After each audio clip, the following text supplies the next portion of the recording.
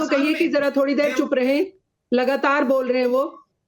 हाँ साहब भाई थोड़ा सा पानी पी लीजिए, थोड़ा सा पानी पी लीजिए, अभी चर्चा होगी। Shabnam ji please continue. मैं अपने भारत के सारे नागरिकों को बता देना चाहती हूँ, अनुराग भाई आपके चैनल के माध्यम से, सीए से किसी मुस्लिम को कोई प्रॉब्लम नहीं है, ना थी, ना है, ना भविष्य में होगी।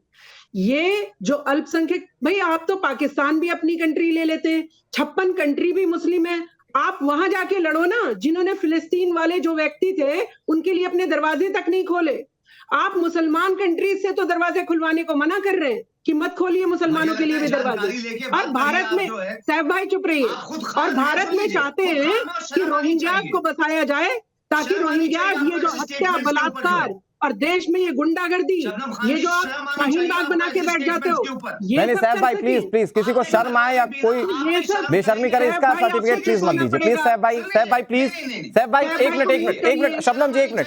साहब भाई आप सम्मानित प्रवक्ता है, साहब भाई मैं हाथ जोड़ कर कह रहा हूँ, सबको अपनी बात कह लेने दीजिए। आपकी बातें बहुत ज्यादा इंडोर्स हुई हैं, आप ही की बातों को सुना है दर्शकों ने। साहब भाई अब मुझे मजबूरी में आपका आवाज का पैडल गिराना पड़ेगा। साहब भाई अगर आप बोलेंगे तो मुझे आवाज कम करनी पड़ेगी आपकी।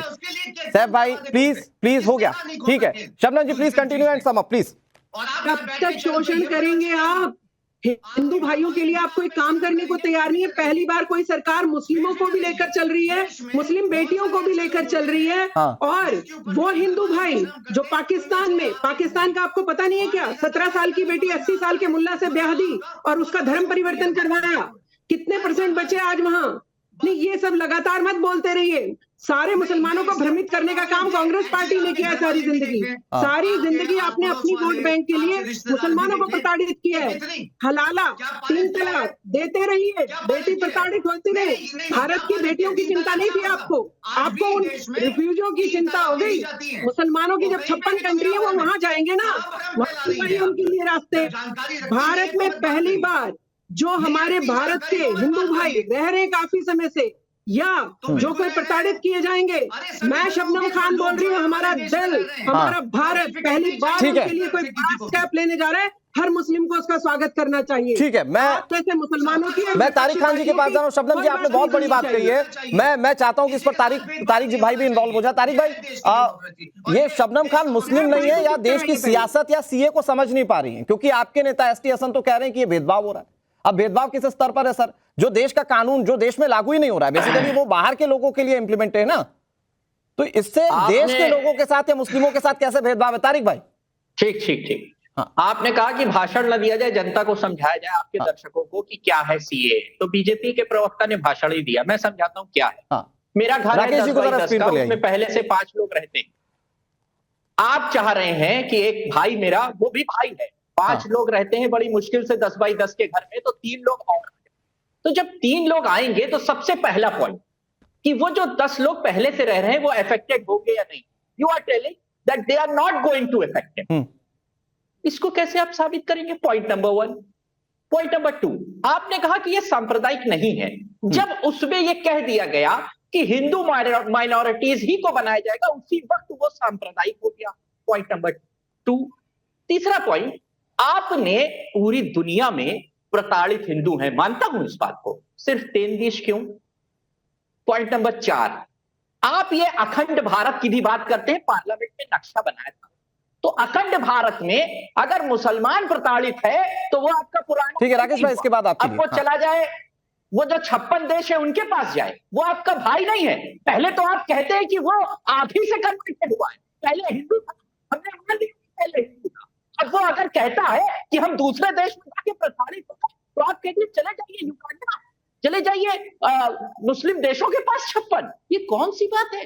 ये कौन सी बात है? अगर सवाल इस देश के नागरिक उठाए। अच्छा, दूसरी बात, अगर हिंदुस्तान में प्रॉस्पेरिटी आ गई होती, प्रति व्यक्ति आय अमेरिका से बेहतर हो गई हो, तो सवाल नहीं था सर, तब 0 सवाल था। बुला लेते आप 10-15 करोड़ लोगों को, मैं साथ चलता, मैं कहता कि ठीक है कोई प्रॉब्लम नहीं। हमारे यहाँ तमाम किस्म की दिक्कतें हैं। हमारे यहाँ 70 लाख बच्चे जो जिनकी उम्र 6 महीने से 13 महीने 23 महीने है, वो 70 लाख बच्चे 24 घंटे में 0 खाना पा रहे। ये स्थिति हमारी, पहले अपना घर तो ठीक करना। ठीक है, हिंदू वैलिड। मैं बस एक लाइन और चाहूंगा तारिक भाई, एक लाइन बस और बता दीजिए, भेदभाव कैसे? चलिए मैं तो कह रहा हूं कि वो आएंगे तो दिक्कत हो जाएगी ना, यहां पर रह रहे मुस्लिमों के साथ भेदभाव कैसे, यहां आपको कौन सा हक पे डाका पड़ गया?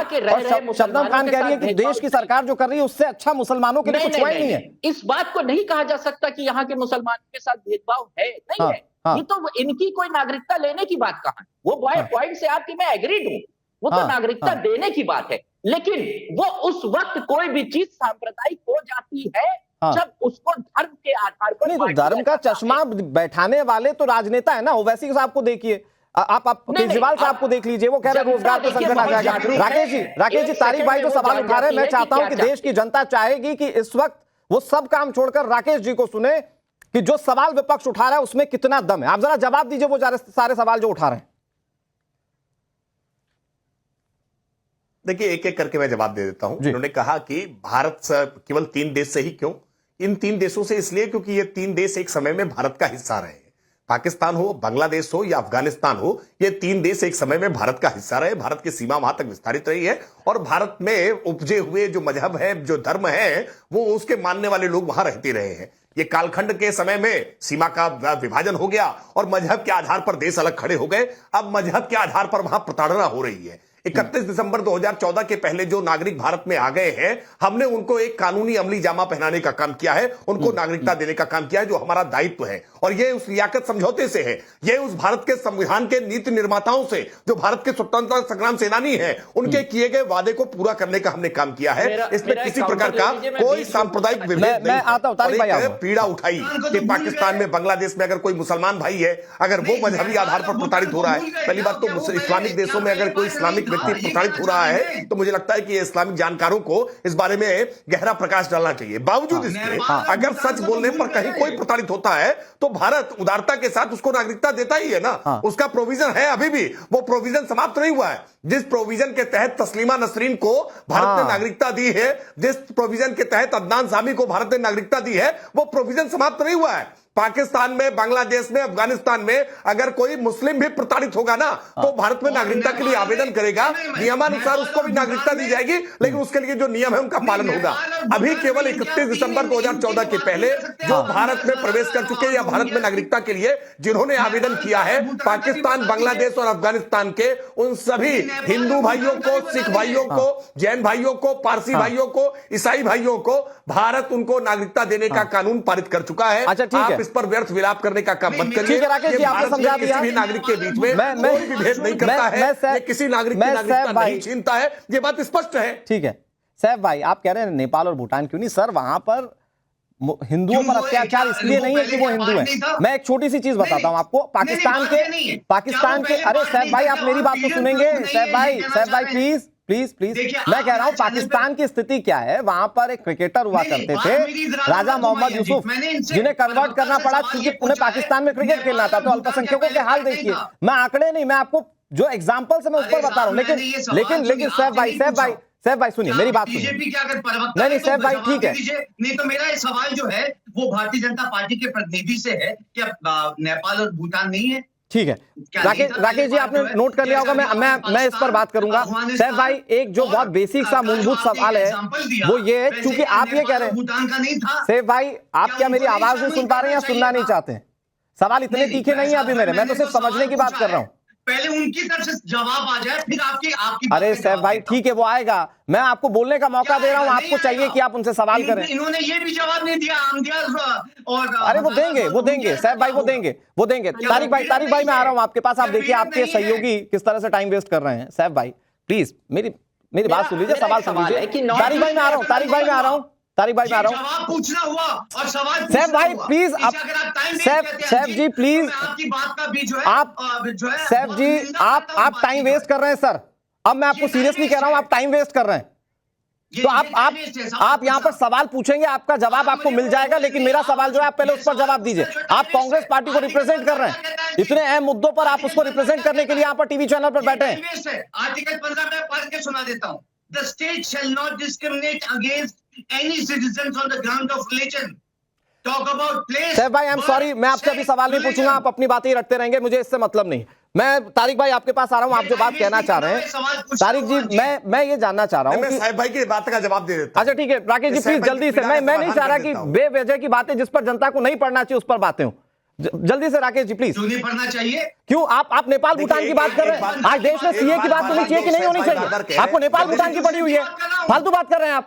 भाई जल्दी से प्लीज राकेश जी। चिंता थी तो अनुराग जी दो बातें मैं ठीक है राकेश जी जल्दी से प्लीज कंक्लूड कर लीजिए। खान, एक तो सैफ खान इस बात के जानकार हैं, सैफ खान कोई अनभिज्ञ नहीं है। सैफ जानबूझ करके अफवाह फैलाने का प्रयास कर रहे हैं। मैं स्पष्ट तौर पर कह रहा हूं कि भारत का संविधान भारत के नागरिकों पर लागू है ना। ये अनुच्छेद 14 समता का अधिकार, धार्मिक आधार पर विभेद नहीं होगा, ये सारी बातें भारत के नागरिकों पर लागू है ना। ठीक है, पाकिस्तान के नागरिक जो वो सुनना नहीं है सर, उन्हें अपने नैरेटिव के साथ बैठना है। मसला ये है कि सिर्फ अपनी चीजें अपने फॉर्म में लोगों तक पहुंचानी है। ठीक है, मैं